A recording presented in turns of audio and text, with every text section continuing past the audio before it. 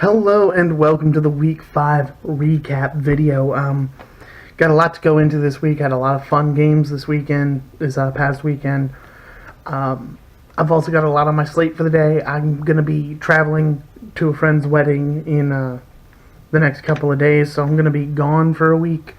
I'm going to try and get my videos posted before I leave, so here's to hoping, So, first on the list is North Carolina at number 16, Miami of Florida. I had Miami win in this game.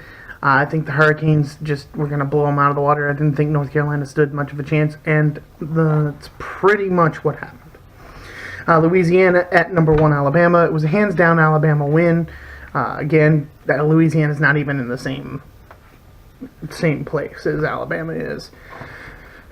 Next is Syracuse at number 3, Clemson. Now, I put this one on a watch list. I felt like Clemson had a chance to lose to the Syracuse team. The Syracuse team has been looking pretty good. And as they stated on College Game Day, the Clemson does not have but like 2 quarterbacks. When they said they were going to start this freshman, Kelly Bryant wanted to transfer, and his backup wanted to transfer. So that left them with the guy they're starting and the former third-string quarterback, who is now the second string. So they mentioned in game day that leaves them in a serious predicament of what if the guy gets injured. Well, guess what happened? Their starting quarterback got injured and was out for the game, so they had to play the game with their second string, formerly third string quarterback.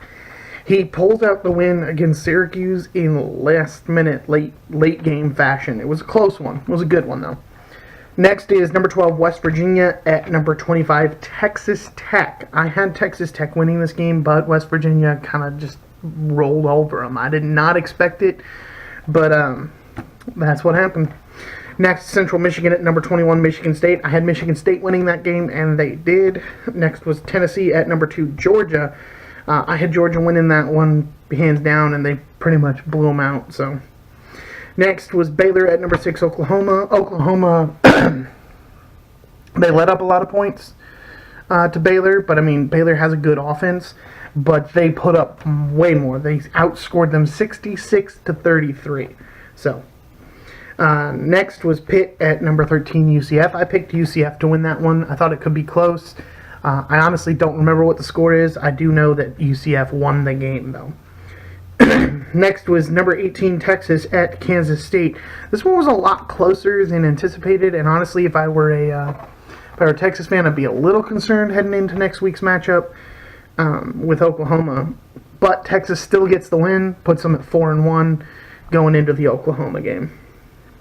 Next is Southern Miss at number 10, Auburn. I had Auburn winning this game, and they did.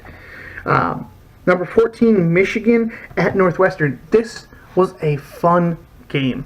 Northwestern popped out to a 17-0 lead over Michigan. Northwestern's looking for their second win. Looked like they were on their way to roll to it. Michigan put on a comeback, won the game 20-17. So they walk out with the win, and Northwestern, unfortunately, has to stay with only one win on the season. And I believe they play Michigan State next. So next was Florida at number 23, Mississippi State. I had Mississippi State winning this game. I thought they were going to bounce back after the Kentucky loss, but they didn't, actually. Florida came in and stole the win from them. Next was Virginia Tech at number 22, Duke. I had Duke winning that game, but it turns out that Virginia Tech had a lot more in them than I thought and bounced back angrier than I anticipated and took out Duke. I think it was like 31-17 or something like that. Next on the list is number 4, Ohio State at number 9, Penn State. Now this game left kind of a little bit of a bitter taste in my mouth. I picked Penn State to win, and they had a 26-20 lead coming in the late minutes of the game, and it was like, or 26-21, something like that. Point is, they had it. And based on, I don't know what, they went for it on 4th down instead of punting, which would have pinned Ohio State deep. And they didn't make the 4th down conversion, which led to the Ohio State drive to get down the field and score the touchdown. And score, which put them in a position to win the game. Ohio State won it by 1 point. It was really close. I feel like poor decision making on Penn State's part, play call wise, is what may have cost them the game in the end. But both teams played extremely well. It's the kind of game I kind of want to see a rematch of it. See how it goes the second time around. Number 7, Stanford at number 8, Notre Dame. I picked Notre Dame to win this one, and they did. I just didn't expect them to win it the way they did. It was a close game through halftime. It was 21-17 at halftime. Or 21-14, I believe. I don't remember which. Notre Dame pulled away in the second half. It looked close to the fourth quarter. It was 24-17, I believe, at that point. We kind of traded with them. Field goals. And then Notre Dame just blew up in the fourth quarter. Won the game 38-17. Next on the list is number 20 BYU at number 11 Washington. I picked Washington to win this game at home, and they did. I think it was 21 or 28-7 final. Not even close. South Carolina at number 17 Kentucky. I picked Kentucky to win this game, and they did. They were getting a lot of